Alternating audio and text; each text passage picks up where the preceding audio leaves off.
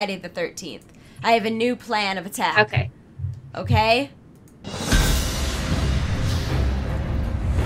Hello everyone, and thank you for tuning into Wowhead Weekly number 80. I hope that you had a great week. We sure did. The beta came out on, what, Tuesday? Thursday? Thursday with the big announcement on Tuesday. Yes, big announcement on Tuesday, beta on Thursday. Perk and I have already been in and dabbling, and we have lots of stuff to talk about, lots of movie news. I got some personal movie news for you. But before we get into all of that, I would like to introduce my lovely co-host, Wowhead Site Manager, Perculia. Hey everyone, we had such a busy week. Super excited. Legion Beta started. We have Wowhead giveaways. Pepe is an elephant. Panzer went to LA to have some awesome press screening. So we have a lot of stuff that we need to get to before her charity stream. So Legion Beta, go, go, go. Go, go, go. So the Legion Beta has officially started, and World of Warcraft Blizzard, whomever you want to give credit for it, released a super cool infographic showing all the things that are available to do in the Legion Beta. So it's scrolling on right now if you want to talk about it a little bit, Perk. Yeah, awesome. So you can do the Broken Shore introductory quest line, which has a lot of lore spoilers, and then you get your artifact, and you can unlock your special class hall, which is an area exclusive to your class, and then you can level in pretty much any zone because the zones scale up to your level. Mm-hmm. And then as you do more stuff, you get artifact power to make your artifact even stronger. And we're scrolling through some dungeons now, which you can also queue up for. There are 10 of them. And then at max level, you can quest in Suramar, as well as do some world quests, which are like dailies, but a lot more interesting. Yeah. And then the raid they'll have open as well, the Emerald Nightmare. Yeah. So I'm actually writing a guide to all of this with, like, if you're new to the beta, like... No way. That's don't not freak something out. you would ever do. Like, don't freak out about this. Like, your character paint is different. Like, the pre-mades are only 100. Like, lifts are gone. Okay, so this is the silliest thing, but do you know what was the most alarming thing for me when I logged into the beta? You can't hide your helmet in the user interface anymore. Oh, yeah, you have to go to the transmog. That is a transmog option. They're like, please put this in your guide that, like, the helm option has changed. It's really, really alarming. It really is. Yeah. Perk, I'm turning off your preview of what's going on because I can't think of anything else to close, and I don't want the stream to drop frames. Sorry. So that is gone. Do not be alarmed. I just didn't want you to, you know... It's fine. The quality of your sound got better when you turned it off, too, so... Did it? I don't know. Yeah. I don't know what's going on. I'm sorry, guys. Does everything else sound-wise sound okay? I'm trying. I'm trying my hardest, and I'm on, like, 0 sleep in the past, like, 4 days, so I'm like, ah! Yeah. But coming home and having the beta be open was pretty exciting. Not open, but available was pretty exciting. I know there was a whole lot of waves that came out. Both of those beta servers are now high population, and a lot of people seem really interested in it. I got on and I did the Broken Shore from the Alliance side because Perk is Alliance, so I had to play Alliance in order to play with her tonight. So I made a Dwarf Shaman. I got almost through Broken Shore, and then the servers had to reset, so I'll have to finish those once we get on stream, or maybe I'll take a 10-minute break in between so I can get my artifact weapon. But pretty cool how much happened in the last week. Yeah. So we should talk about if you're not in the beta and you want to be in the beta, what you can do.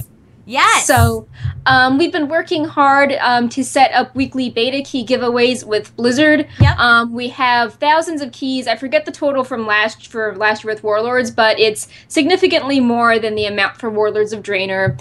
And we'll be giving several hundred away each week, and this is the first week. So when the beta opened yesterday, we started the first round. And because we want to ensure that people that are enjoying, actively playing WoW are getting keys and to weed out all the bots, we have a cool little contest system to, make sure we're getting real entries. So each week we're going to send you to do something in-game to enter, and this week you have to do 1 wing of Hellfire Citadel of any difficulty. And the instructions on the contest post can tell you how to verify your characters on Wowhead, so when you enter, we know it's you. And it's really simple. It's like a one-time step. You have to connect your Battle.net account to Wowhead's account, and then you hit enter contest because we can see all your characters and their progress. and the giveaway ends on May 19th, and we have all the beta key codes, so we can just email you that right after, and it should work instantly. And like I said, we have like every week planned out with something cool to do, like maybe Tanan Jungle, or like if there's a holiday, you'll do something related to that, midsummer going on. Mm-hmm. So yeah, we've gotten a ton of entries so far. Thank you to everyone who's entered. The site's been more stable than the Warlords giveaway, which is good. Like that crap, we did not expect like thousands of people in Warlords entering, but we made everything more stable, so it's faster to sign up. And yeah, really happy that we could set something up where we can give you guys even more keys than in Warlords of Draenor. Now, how many weeks are these contests going on? Do you know yet? So I mean, like, they're pretty vague. Like, when I sent in my proposal, I was like, hey, like, these are the ones I'd really like to do, but if it's longer, we'll cover these other topics. If it's shorter, we'll have, like, more keys. So pretty much, as long as there's a beta, we'll pretty much have weekly key giveaways. Oh, that's cool. That's cool to know. Yep. So I'm trying to get Blizzard to give me some keys as well, but I'm not nearly as important as Wowhead, so I'm doing my best. Maybe we can have some on the show. Like, I have earmarked for like other things. Yeah, darn it, I am trying. Now, how does the stream look for you guys? Because I don't understand why it's. I know why it's doing this. I'm broadcasting to both channels. Okay. Oh. Oops. All right. Update. I'm sorry. I was like, why is it flashing 2 viewer numbers? Oh. Update. My computer can handle 260 frame per second streams at the same time. That's good to know. Oh my god. I'm sorry, guys. I am sorry that this is your show today. I love you. It's Thank okay. you for showing up. Pepe support. Pepe is happy. Thank God. So what is new from the alpha to the beta? So this is pretty interesting because we had that build on Thursday, and then they followed up that build on Monday, and there's no like new beta build. They had the build on Monday to test if things were stable, and then when things were pretty much stable, they took the realms down, did the character wipe, and then that same build came back up. So, what is new is that they added the beta patch notes, which covered mostly the same things, and it's a good recap if you weren't paying attention or, like, you took a break.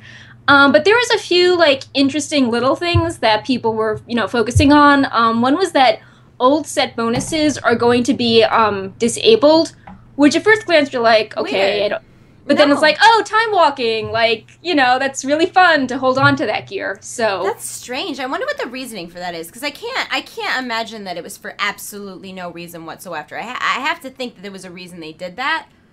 Yeah, I mean, like, maybe some bonus would be really overpowered, or, like, with all the abilities changing, it would, like, maybe something strange would happen with the artifact, or, like, this tier 4 bonus is actually really good because it scales with the artifact trait, and that's a balancing pain. Yeah, I wonder. That's just, it's curious. Very, very curious. So other than that, though, I mean, we're at the same pretty much content that we were end of alpha. Now, I missed the developer live blog because I was literally on a plane when it hit. What happened? Give me the quick and dirty. So, Jesse Cox interviewed Ian Hazacustis, who who's Watch for Dev on the forums, and we have another post by him we'll get to in a minute.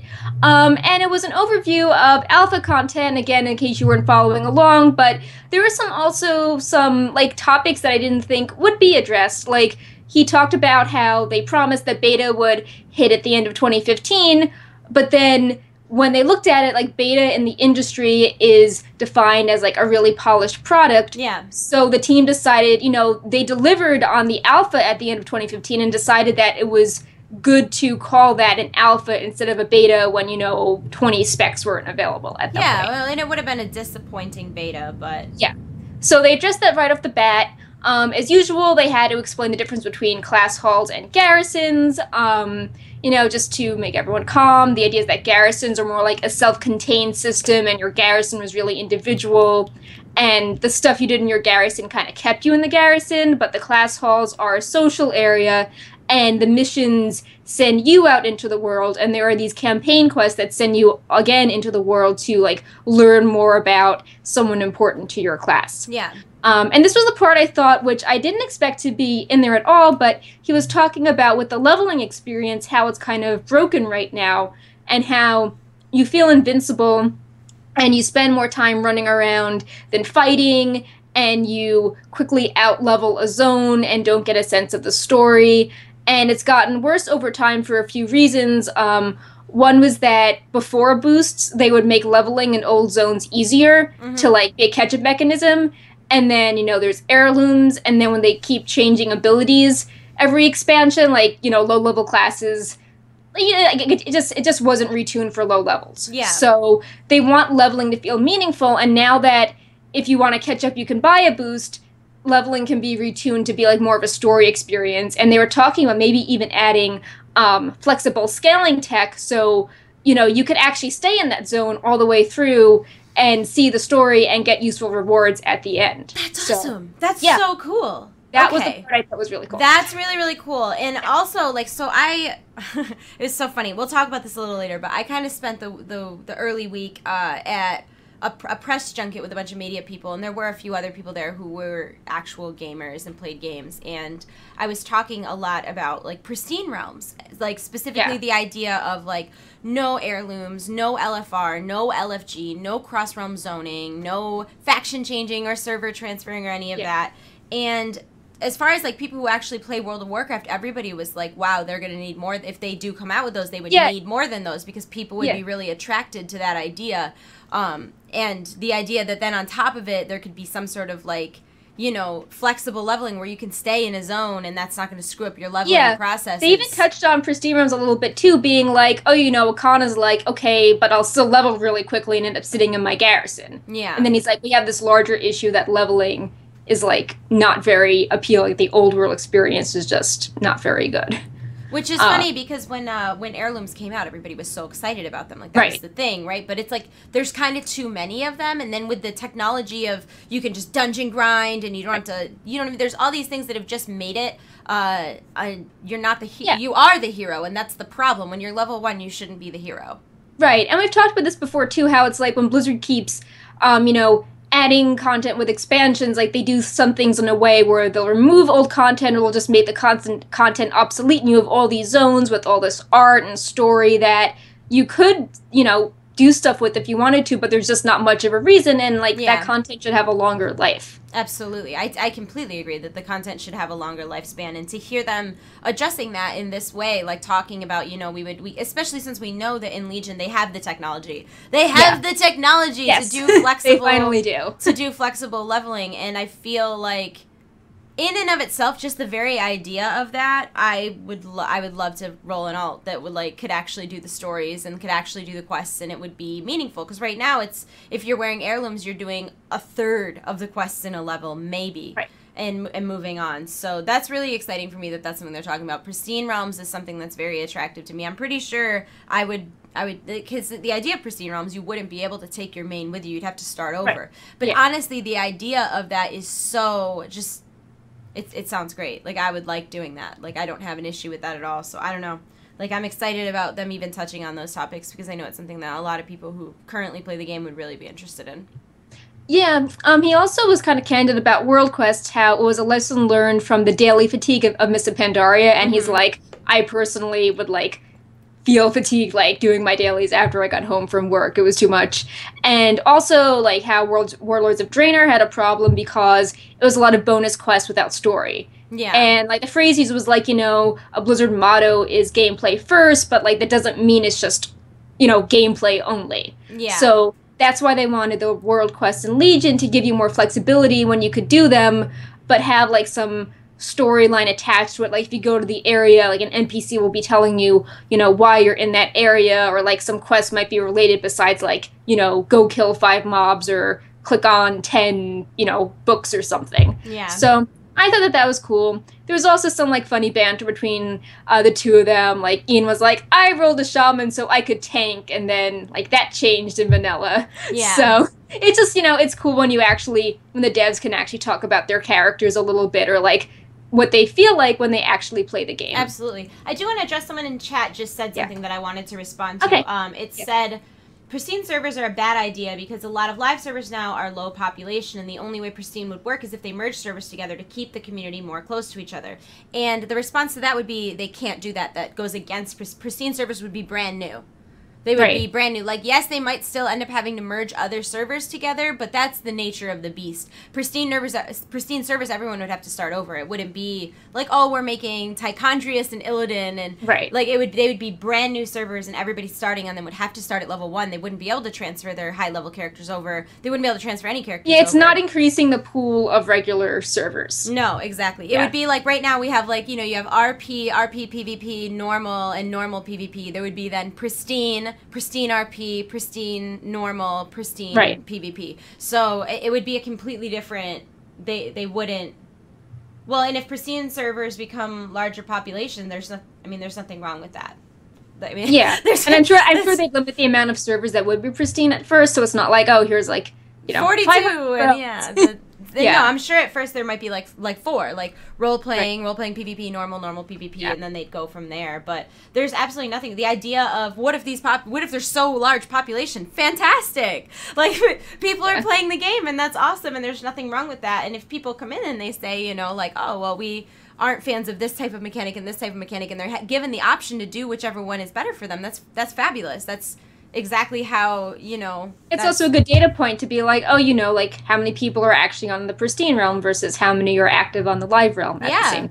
Well, and that would all be part of one subscription too. It's not like it would be a separate game. It would literally just be taking bits of tech out of a game, out of the servers that are already there. So yeah, I think it's really cool that they talked about it. I think it's cool that they even talked about like flexible leveling once, even on regular servers. I'm excited that that's something they're looking into, and they're acknowledging, like something like Wrath of the Lich King, for instance. Part of the reason people liked it so much is that there was a lot of content to do at max level. It was very alt friendly, and like it was still a fun leveling experience. Whereas now it's so quick and grindy that it's like get through. Like you don't even do the Wrath quest now. You're just So I'm really, really glad they talked about that. Was there anything else that they covered?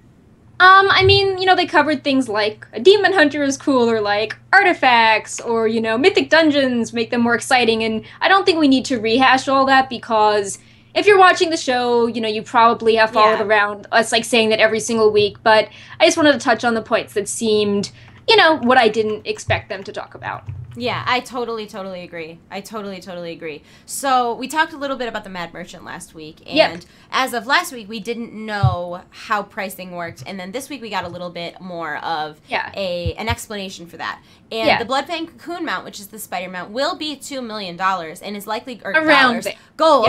Will be $2 million gold, or around that number, and it will stay at that price. It is expensive and not a server-wide gold sync, and people who can buy it are a really small percentage of people, which brought a really big discussion up, because Watcher said, this is not intended to be a gold sync, and people are like, what are you talking about? That's money that's coming out of our pocket that's not getting redistributed. But I totally get what he's saying, right? Because it's like I said last week, like I would never pay 2 million gold for a mount, even if I had 2 million gold. Like that's not a valuable use of my gold, and it's going to be a very small population who are going to spend. I mean, even look now at like how many people have the yak, Yeah, he used that example actually in his post. He was talking about like the yak and the time lost proto drake, how like those, like, you don't see a lot of people with those items, and like they're meant to be rare for a very specific type of playstyle. Yeah, and the reason that it's not considered a gold sync in the true word of what a gold sync means is because so few people are actually going to buy it that they're not going to get that much gold out of the economy, especially when you consider it to something like repair bills,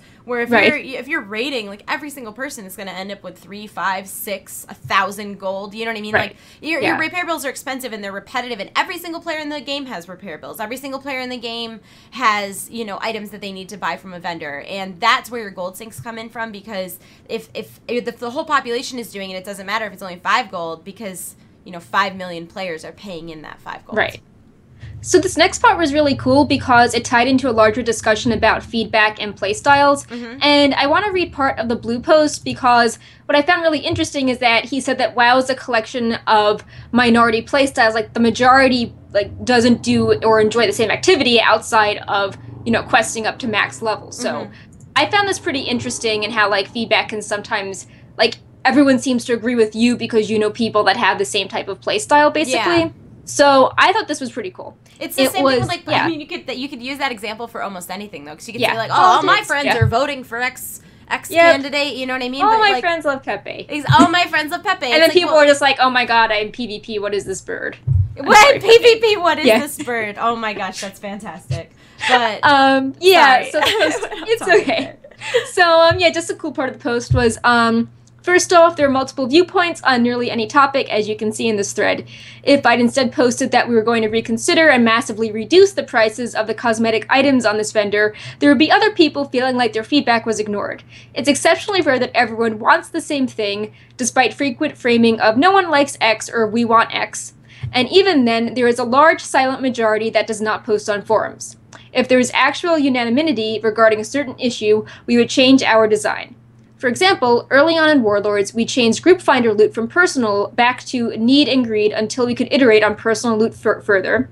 And the community overwhelmingly told us that was a dumb idea. The change was averted within 2 days. I mean, I appreciate the honesty. Yeah. Second, almost every facet of WoW is an activity that caters to a minority of the player base. That may sound odd at first blush, but it's true. In a sense, that's part of the magic of WoW.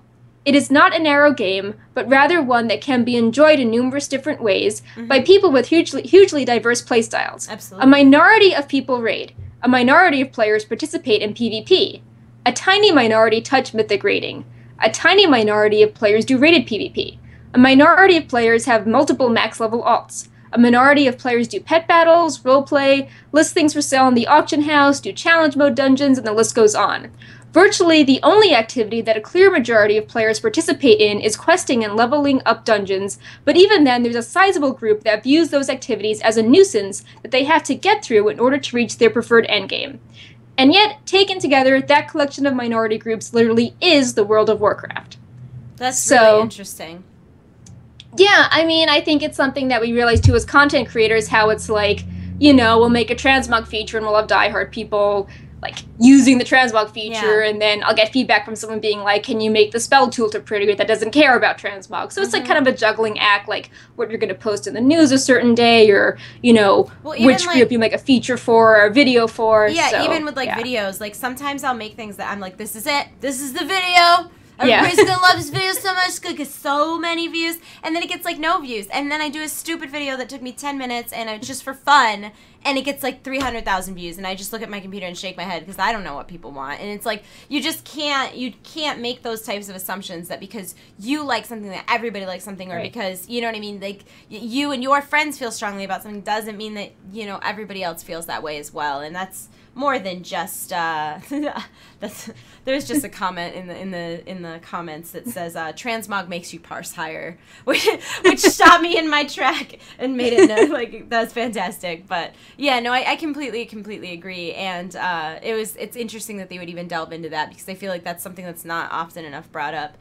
You're gonna be mad at me because you had all these. We have images for these. I didn't get the images. I apologize. If you want, we can hang on to it for next week, and I'll do all the images next week, because I accidentally woke up at 2:30 p.m. Like I didn't even mean to. I was so tired. I think we can skip artifacts for now, but I think we should talk about the Monday build, because that's like transition into Yes, I agree. And I'm sorry that I don't have pictures for these guys. Maybe we'll send you to Wowhead. Is what we'll do. Yeah.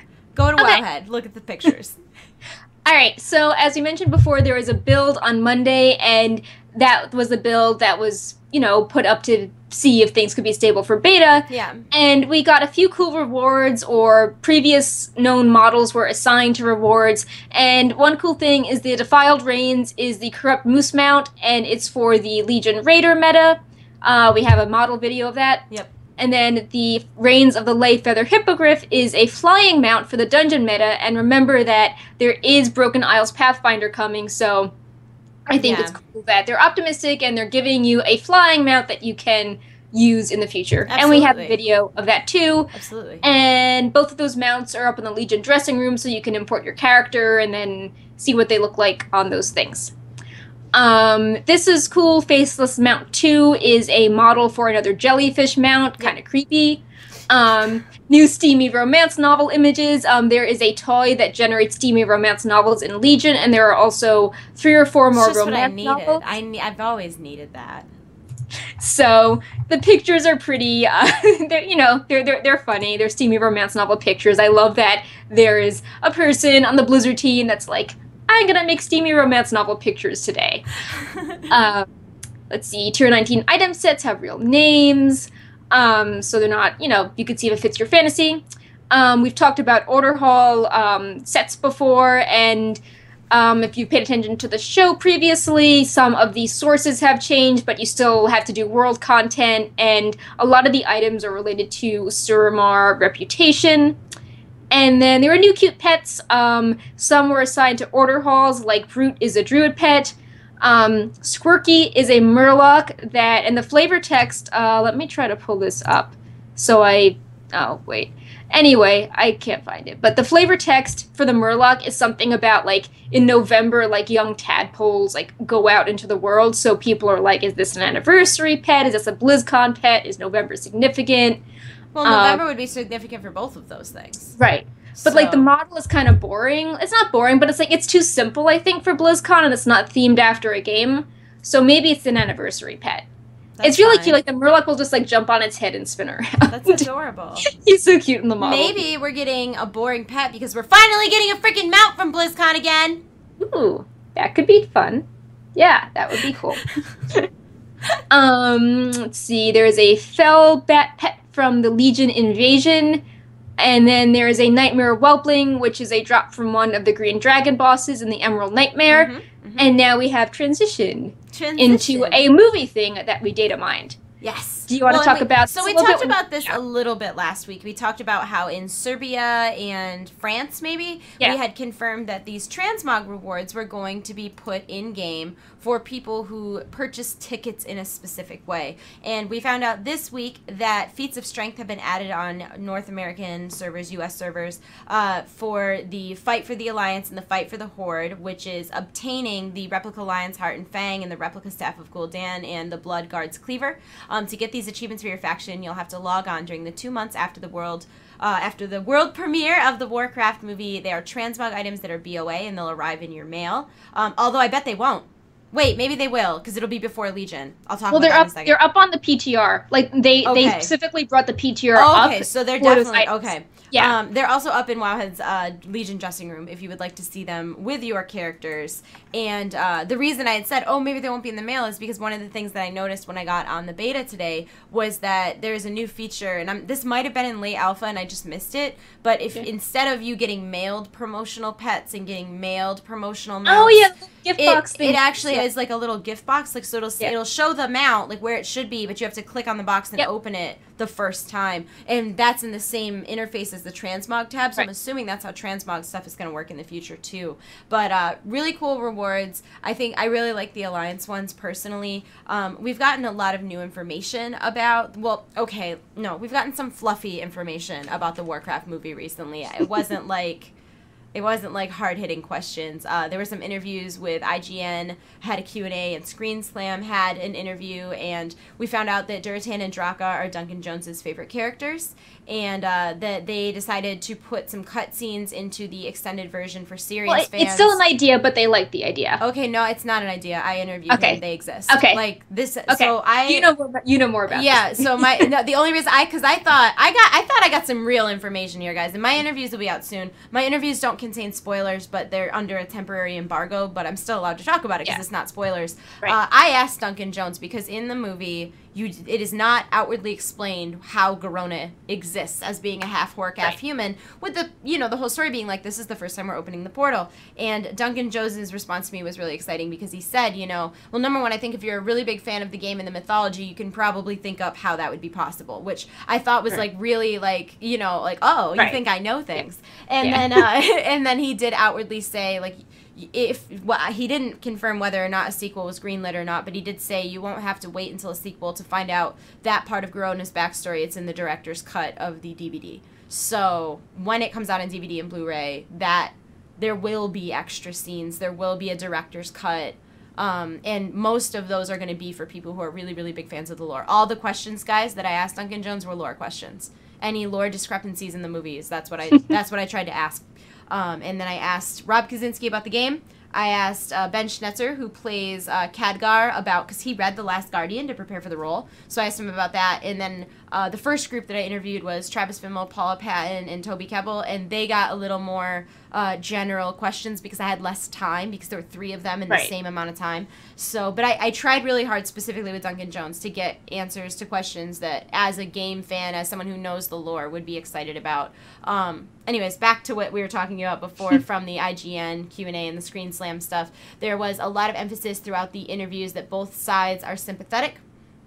Yeah, they were really, like, emphasizing how, like, Lord of the Rings set this fantasy standard, and, like, that's kind of the elephant in the room, but, you know, they want to do something different with it, and, yeah. This IGN Q&A wasn't actually an IGN Q&A, it was a press conference. Oh, no, it was on Facebook.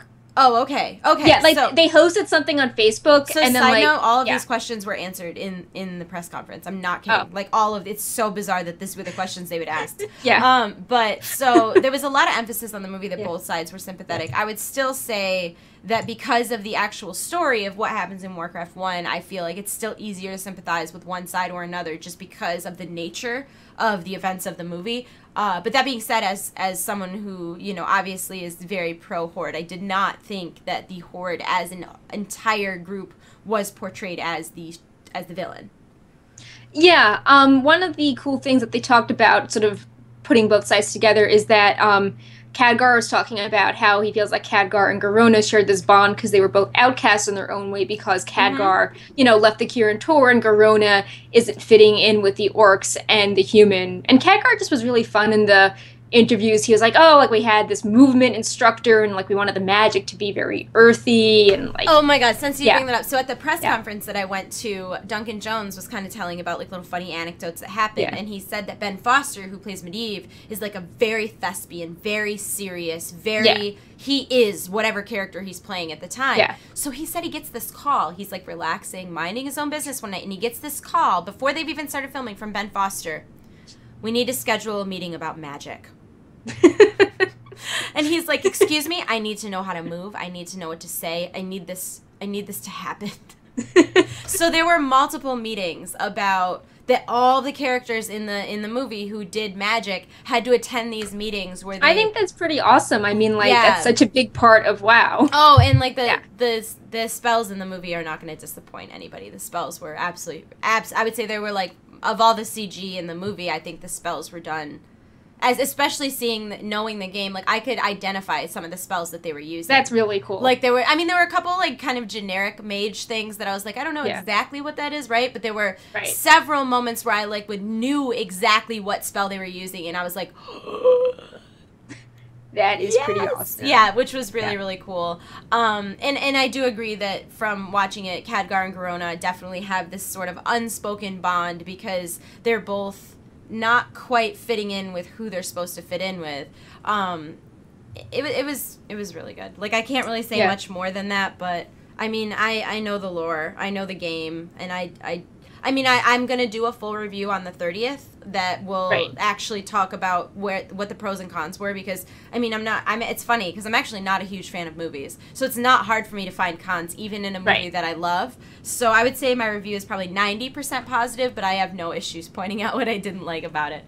And I was really excited because one of the things I really didn't like was that it was never explained why Garona was half human. So in hearing Duncan Jones say, well, there's going to be this director's cut, oh my god, like, that's going to be a whole new experience. And it seems like, with all the interviews, like, she seems really interesting, and in one of the Screen Slam clips, there was she was talking about her development, how she starts off, like, she's a survivor and she adapts, and at the start she's, like, shows more orc culture, and then as she interacts with the human, she's, like, more vulnerable, but she doesn't quite fit in, and it's like, you know, there's a lot going on with her, and she seems really fascinating how, like, you know, it just seems like it would be good to know some of her backstory in the movie, because she's come across as one of the most interesting people. You get enough backstory about her where I feel like the only reason I wanted more was because in the game she's half Draenei, and after watching the movie, I didn't feel like there was a specific reason that I mean, like, she's like the legendary ring follower. Everyone's gonna be like, oh, you know, Garona gives me an orc bonus when I put her on my mission table, and a Draenei bonus. As a fan of the game, right, like, I genuinely believe that everybody is gonna go in there and fall in love with Garona as a character.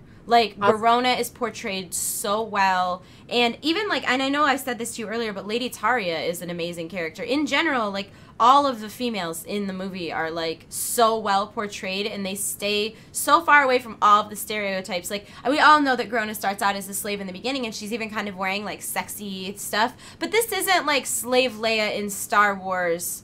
Like, it's not sexualized in that way. Like, even though she's wearing, like, whatever, it's not supposed to be, like, humiliating because she's like, oh, look, she's sexy or whatever. It's because all the other orc women get to wear armor, and, like, they wear, like, bones and leather, and they're fighting, and, like, so it's almost, it's a different sort of humiliation, because it's not like, oh, you're sexualized. It's, oh, you're not protected. You're not worthy enough. You're not worthy be a enough. warrior. And they say that a few times, that they say she's not an orc. Like, the orc sides will be like, you're no orc, you're no orc. And then the humans are like, well, you're also green, just so you know. Like, I don't know if you know this, but you're not really us either. So, I don't know. It was fantastic. And I think that I think WoW fans will really, really appreciate Garona's character, because she was played fabulously. And it was so interesting seeing her interact with orcs and interact with humans, and seeing both sides of those parts of her really, like, sort of flourish. So it was really, really good. We also saw the fight scene between Lothar and Blackhand, which I think that everyone got to see that. Yeah, no, yeah, that's what I meant when I said IGN revealed that. I was gonna put it in our video here, but IGN had, like, a weird advertisement at the end that I couldn't clip off, and okay, yeah. So I didn't do that. But it's embedded on Wowhead if you want to watch it. And I'm pretty sure that's actually cut off early, because I see that you put a question mark next to Blackhand, and I promise you, in the movie version, no question whatsoever. Yeah.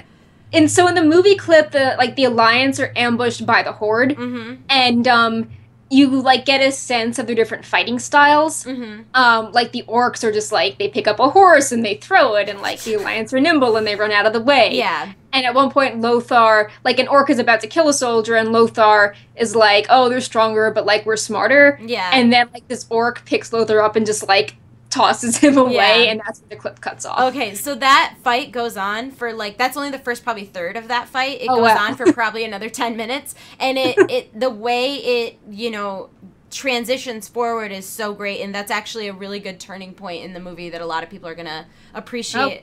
And like I said, you put, like, the question mark next to Blackhand. When you see it, you'll be like, oh, a thing happened! I know that thing from the game! That's a thing the thing happened! Because I'm like, this looks like an important orc, but, like, I can't tell. Yeah. No, you'll see exactly what I mean when you see the movie. You'll know exactly who it is. You'll know exactly why I say you'll know who it is. Okay. There's really no question about it during the fight itself. So that's a really good scene. Honestly, as a fan of the game, like, I really genuinely do not think that fans of the game are going to be disappointed. There's lots of little nods. I'm not going to say any of them or give any of them away. Rob Kaczynski mentioned a few in one of them. He's like, he's like, oh, there's, like, a kobold and a murloc. So I'm like, we knew about that. The kobolds are on. There was, like, a Stormwind, like, you see Stormwind. The poster. Yeah, and there's, like, posters of kobolds wanted, like, everywhere. Right. And I don't know. He said the murloc. Yeah, he mentioned a murloc. There are so many more than that. Like, there's a couple points. One of the things I told Perk is that there's characters. There are named characters, like bosses in WoW, that are just in the hordes of orc. That's very cool. And you're just like, that's the guy! I know that guy! And it's not in your face. It's not shoved down your throat. And honestly, they didn't have to do it. And I think that's what's so impressive about it is, like, you'll see, like, these orcs that are, like, big deals in the game, and they don't have lines. They're not spoken to. They're just present. And, like, as someone who, has watched the game, or has played the game and then watched the movie, seeing those little, like, nuances and seeing those little nods is, like, so cool. Like, and it's also, I would agree that in, like, many ways, a lot of epic fantasy movies, when you're looking at, like, Lord of the Rings or even, like, a Harry Potter type movie, you kind of need to watch them twice. Like, it's not a one-time movie. Like, one time you're getting the big picture, and then you can notice those small nuances. So I'm very much looking forward to seeing it in theaters on the 10th with everybody else, because I know that the second time around I'm going to notice even more. Because I went, and I knew a couple of the other people that were there at the press screening, and they were pointing out things to me that, after the fact, I was like, oh, you're right, that did happen, right? But, like, watching it through, I only picked out about 5 or 6, like, subtle things, and, like, they picked out another 5 or 6, and it's going to be so exciting when we've all seen this movie, and we can all go through and be like, but did you see that this thing, and then this thing, and then this thing, but then on its own, that's not what makes the movie itself good. You know what I mean? Right. Like, it's just really thoughtful. It's just really fun. Yeah, Put... it's, like you said, it's very thoughtful. Like, it's just nice how, like, they're showing that they care about the fans and know things that the fans would like to see in the film. Oh, yeah. Really, really, really good. And I hope it does get greenlit to be a trilogy, because I know that's what Metzen and Duncan Jones always wanted to do, was make it a trilogy. And he briefly touched on that in the Facebook Q&A, where they were like, hey, like, how the trilogy work, like, what else would be covered? And he's like, I don't know what's happening with that, but, you know, because this starts off with the orcs trying to find a home, it would be nice to see them at one point settled. Yeah, so. I would agree with that, like, it was really good. I'm going to get myself in trouble. It's okay. I will have a full video review coming out on the 1st that I wrote down, like, a page of notes of things I wanted to talk about, because I'm not allowed to give, like, too many, like, details, but you guys are really going to like it. And I'm not just saying that because I'm personally invested in this. Like, it was, as someone who's played the game for, 9-10 years now, it was awesome. It was really, really good. I can't wait to see it. I would say the biggest thing, though, is I wish I had seen it not in 3D, and that's not because the 3D wasn't good, because the 3D was good. I just don't tend to like 3D movies. And I understand that just in the day and age we live in, every major blockbuster has to be 3D, has to be IMAX, because that's going to be the one that is your headliner in those theaters, because they sell the most expensive tickets. And it's just the way the world works. So I actually look forward to seeing it not in 3D, because I think I'll personally like it better, but that's 100% just personality things. What is cool, though, is before all this happened, and we talked a little bit about this. Pin in that. You guys all know, right, that the Warcraft movie music is actually very similar to in-game music. It's like orchestrated battle drums and stuff like that. We all are aware of that, right? There's no dubstep.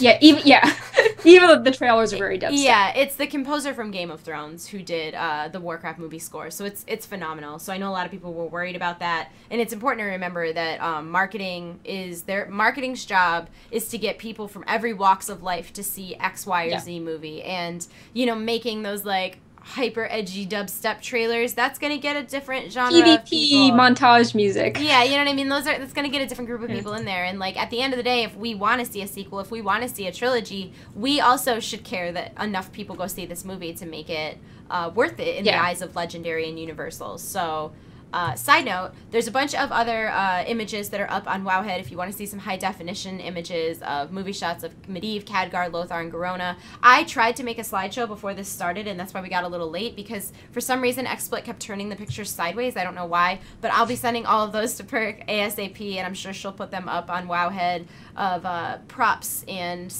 pieces of the set. They were so cool. You in the throne room with the leggings. Like, your outfit was amazing at the thing. Oh my god, every single interview I went to, like, and I was bummed because the interviews, they didn't start until after I had, like, formally introduced myself, so you missed, like, Travis Fimmel was like, "Oh, your leggings have Horde on them," and he's like tapping the actress dirt, and he's like, "Do you see that? She's on your faction. She's in your faction." Nice. And then I walked in, and Rob Kaczynski. So in my Rob Kaczynski, you can tell us again. My Rob Kaczynski. Oh, I wasn't even gonna brag. Okay, I was gonna say something else, but that was also exciting for my ego. But Rob Kaczynski pointed out, he was like, "Look at her Horde leggings," and then he said, "And her name is Panzer, and she's from Trade Chat. That's a WoW term." And I'm like, "Well, that's getting cut up and put in an intro of my video forever."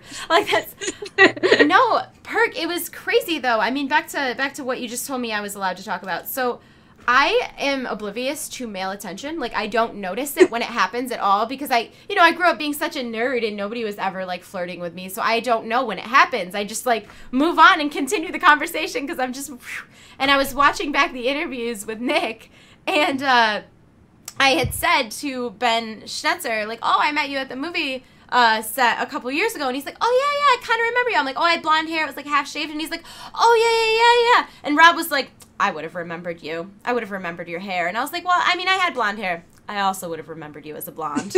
And I was like, I didn't notice at the time, but watching it back, like, I was like, I'm so glad that I didn't catch on to that happening, because I don't know that I would have been able to, like, compose myself enough to, like, deal with this. Because I've been telling you, he was the one person that I really, really wanted to interview. Yep. And I was really excited because in our interview, we talked about the game, But I feel like a lot of media outlets, because they're not composed of people who play World of Warcraft, because they're not super familiar with the game and stuff like that, that he's just labeled, I'm a hardcore gamer, I play WoW every day, this is what I do with my whole life, because that's their, like, shtick on the story. And he was... Right, it doesn't really make sense, because it's like, okay, like, you're traveling around the world acting. And he was really great. He straight up was like, I used to play so much in Wrath of the Lich King, that was my jam, I was top 3 in World of Logs for Blood DKs, like, blah, blah, blah. And he goes on and on so specific about, like... Yeah, I mean, he was talking about what weapons he got, his eye level, his DPS in Ulduar, and then he said, I still play now, but I'm just an LFR hero. And I'm like, oh my god, you do still play now. You just called yourself an LFR hero. Like,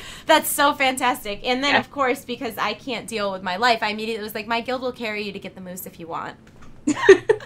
Awesome. So, yeah, I think you guys will really enjoy those interviews, because they're all, I really, really tried to ask non-media questions and, like, things that, like, fans of the game and, like, fans of the lore would enjoy. Speaking of fans of the lore and fans of the game, we did get the coolest, like, fan-made Warcraft trailer that was all, like, machinimated and, like, super, super cool. And my favorite one was this clip I'm about to show you that actually compares the scenes from in-game to the scene, not in-game, but these scenes that he recreated. He's got to be a super talented, like, animator, because they're so well done. And he has a lot of other cool stuff on his channel. It's IK Edit. Yep. So I'm going to go ahead and show you guys this so that you can see it, because it's freaking amazing.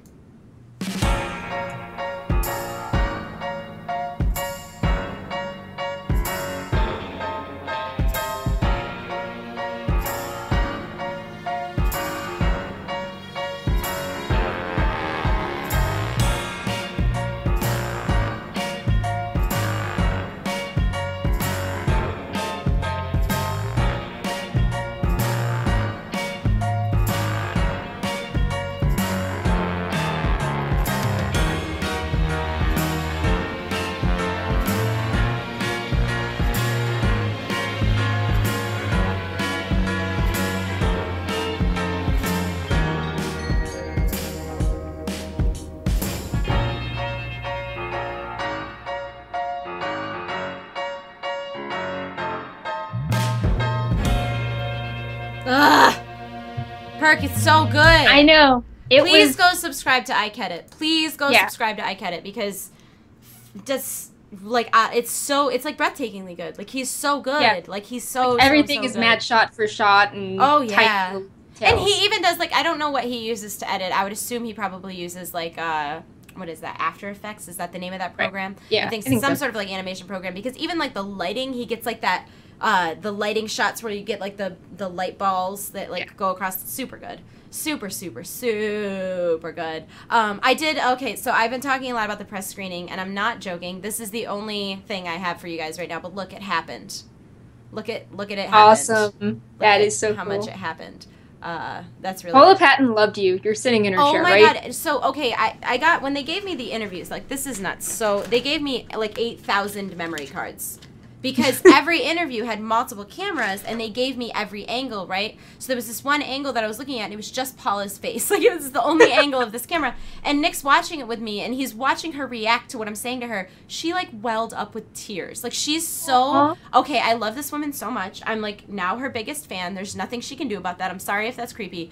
But, like, I told her, as a huge fan of the game, your character was so phenomenally well done, and the timing of this movie is like, we just got out of this expansion where a huge goal of our expansion was to get you to be our partner in crime, to get you to help us out. And as someone who really loves the game, I just feel like you're going to be such a standout favorite, because you really did Garona justice, you really did this storyline justice. And she was like, she is just so genuinely sweet, and I don't know if she just, I don't know, but she seems so genuinely connected to the role, and, like, well, you mentioned she's always said really good things before. Like, really, like, insightful things about the characters that not like, oh, lol, an orc in pajamas, but it's like, like they're, like, social issues and, like, power issues. Yeah, and, she was phenomenal. Like, in her interview, she's just, like, the sweetest person. Like, I don't know, I don't consider myself to be, like, I'm friendly, but I'm not, like, I don't easily make friends. I don't easily, like, meet someone and be like, we should hang out now, But, like, she really felt like the type of person that we would all want to hang out with. Like, she was just so sweet, and, like, she was so genuinely, like, listening when you talked, and, like, She's very expressive. I love her. I love her so much. Yeah. She's phenomenal. Wait till you guys see that interview with her, because she's so deeply attached to Garona as a character. Like, and I think that's part of what it was too, is like, you know, there were a lot of actors who show up to act their part, and it just seems so much like Paula was. They said that her calls in the morning, like everybody else would have to get on set at 6, her calls were 3:15. Oh wow! She had 3 hours worth of makeup to put on, and hair, and the wig, and the tusks, and the ears, and then they full body painted her. You know what I mean? Like, there was so much to do that, you know, she was really living this character for months on end. And she said there would be days that she'd stay in that makeup for 12 hours, 16 hours, and like, she still walked away loving that character and loving the role and loving the movie. And like, I think that says a lot. But we're gonna wrap up here soon, because I got to eat before our stream, which we'll talk really about that excited about. Yeah. But as always, Blizzard, we have some merchandising stuff. Is this right? Oh man, hang on. Just watch the black screen and pretend it's going away. It's going away right now. Any minute now, magic is about to happen, and bam. So, yeah, we have a code with the Blizzard Gear Shop that is Wowhead Funko.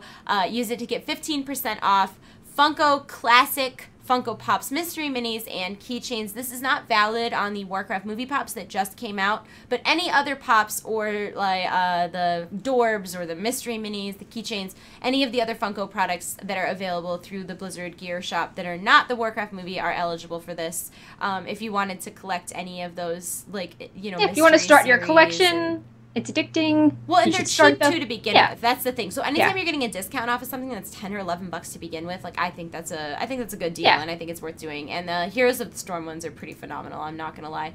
We also have a code right now with Jinx.com that is use code Wowhead anytime during the month of May, and you will get free shipping on all Overwatch products at Jinx. Now, this will have to be limited to Overwatch products in your cart. If you have non-Overwatch products, you'll want to do that as a separate order so that you do get the free shipping on the Overwatch products. And there's no minimum amount you have to spend for free shipping. Yeah, you could get a keychain. You could get something really cheap, and that's fine. So those are 2 codes that we have going on right now, which we're always very excited to be able to bring you stuff at a discount.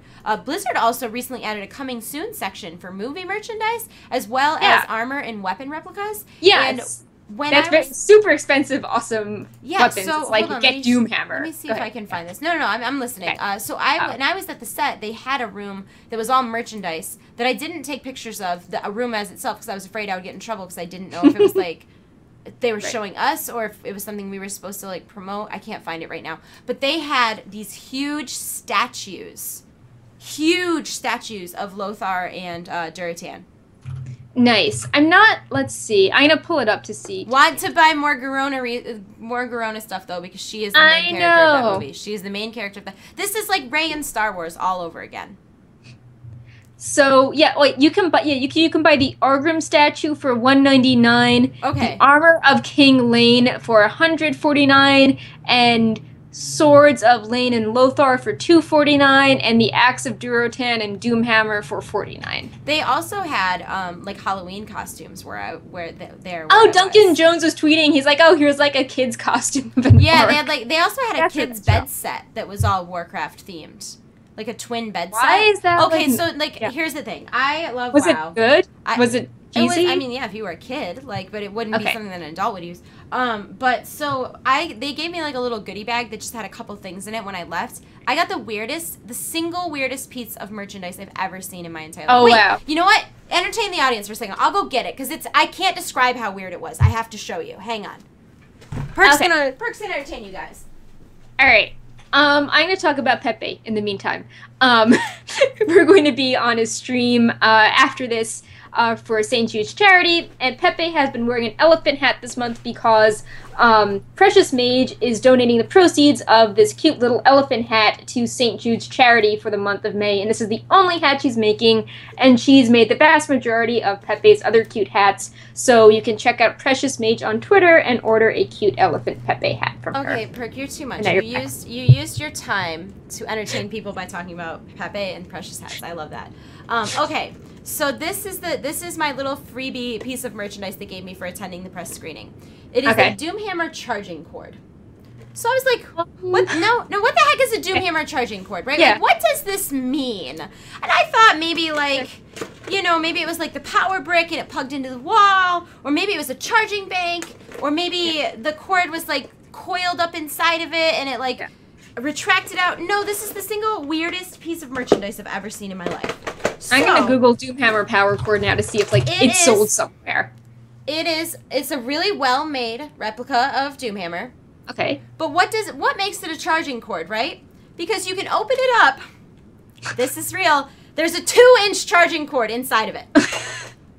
Stop it. Just sell the freaking Doomhammer. It doesn't need to have like, it doesn't actually connect to anything. Like, it's a portable storage Doomhammer. Like, don't worry, guys, my phone's dead, but I have my trusty Doomhammer, and I have this 2-inch cord, so. Oh, I found it. Azeroth, let's see. They have now on the These back of the Warcraft box. collectible electronics feature premium sculpt and paint details. Yeah, and I are built agree with with trusted that. electronic components. No, Are you but Alliance stop. and What? Horde? What are you ever gonna do with a charging cord this long? What is I that? know. This is not convenient. It looks like or a mascara helpful. brush from a small. It's like, yeah, that's a better use. Like or war paint. Here's a makeup case would But even like be I better. thought it was gonna be like you popped it open and like Yeah. maybe a thing coiled out and it was a long cord, Right. but no, it's this stupid. But like the statue's amazing. Like I would recommend the statue, right? Because like it is really, really well made and really well done, and it's super detailed. It's heavy. But like, what am I ever gonna do with this? And they do have on the back. It says they actually do have a power bank, which this is cool. That's where you can plug it in and charge it. It holds a charge and then it'll charge your phone or whatever. That's a cool idea. I'm looking this up. There is Duratan's axe, Lothar's Stormwind shield, power bank, Alliance symbol light up power bank, Duratan's statue phone deck, and Lothar's statue phone dock. Yeah. Okay. So it's like some of those are these are the only ones that are out of all of those. Like the phone dock is actually cool because you plug your charger into the back and then you set your phone down on it. Like it's kind of cool. Like if you like the cool picture, I'm looking and there's like two of them like fighting each other. Yeah. Like so this is this is the packaging, right? Yeah. So that Duratan thing, like it's over here. God, mirrored things. This thing is cool because your phone charger would plug into the back and then there's a little docking thing that you can dock your phone in. Yeah. So that would be kind of cool to set on your desk or to set on your nightstand.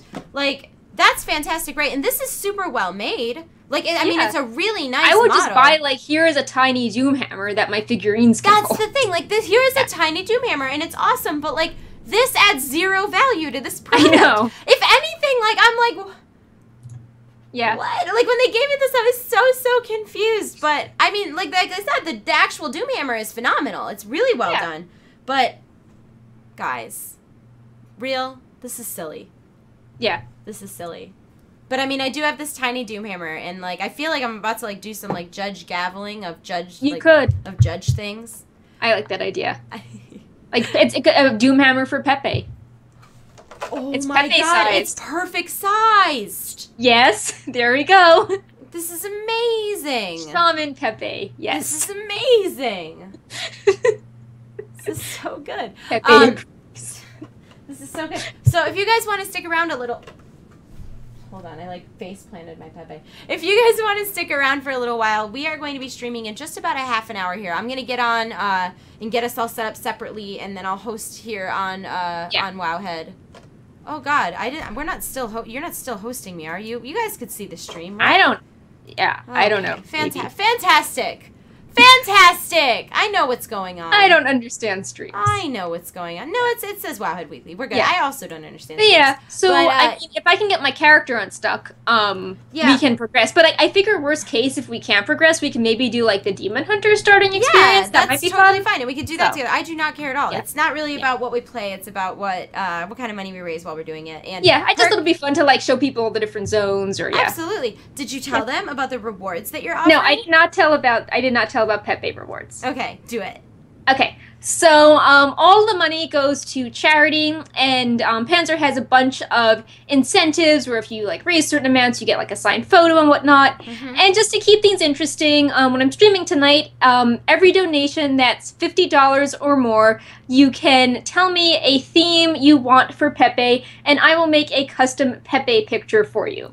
So if you guys follow me on Twitter. Yeah. If you guys follow Perk on Twitter, they're phenomenal. Like, she, all the time, she brings Pepe with her everywhere. She takes pictures of Pepe everywhere. And she also, like, themes Pepe to whatever is going on in her life. So it's kind of a cool idea. And a lot of people were going to make those donations anyways. So it's just like a fun little incentive that we've added. So if you want to come back in about a half hour, it'll be at twitch.tv/tradechat.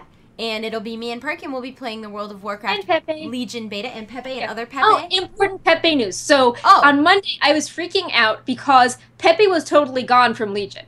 Like, even the Pepe on Jordan Power's head was gone, the guy who made Pepe. So I was like upset, and I made a picture of the two Pepes holding baby pitchforks, which are forks. And I was later told that the two Pepes, I was actually told that there was a glitch that for some reason was preventing Pepe from showing up, and they fixed it, so now Pepe is sitting on Jordan Power's head again, and he's spawning around Dalaran in the cute goggles costume. But yeah, I was like, the Pepe, like, the Pepe pruning has gone too far. The Pepe pruning has gone too far! Hashtag stop the prune! Yes. So now Pepe is back, and all is well. Fantastic.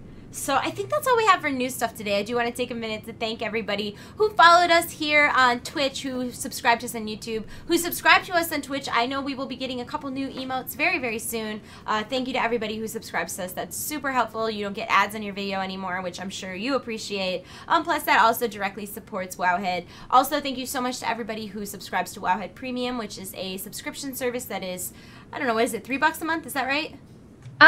Yeah, actually, if you, like, if you subscribe for a larger amount, the price goes down, actually. Yeah, so, okay. Yay. So Wowhead Premium, it's a premium service that turns off all of the ads on Wowhead. It also will allow you to customize your Today in Draenor, track quests, speak in a different color when you're talking on the forums or on comments and stuff like that, and it directly supports Wowhead. So thank you, everybody who does all of that kind of stuff. It's very, very much appreciated. We will be back next Friday, same bat time, same bat channel at at twitch.tv/wowhead. As always, our streams are going to be over on YouTube very, very shortly. Hopefully it'll be tonight, as opposed to like having to do what I was doing before.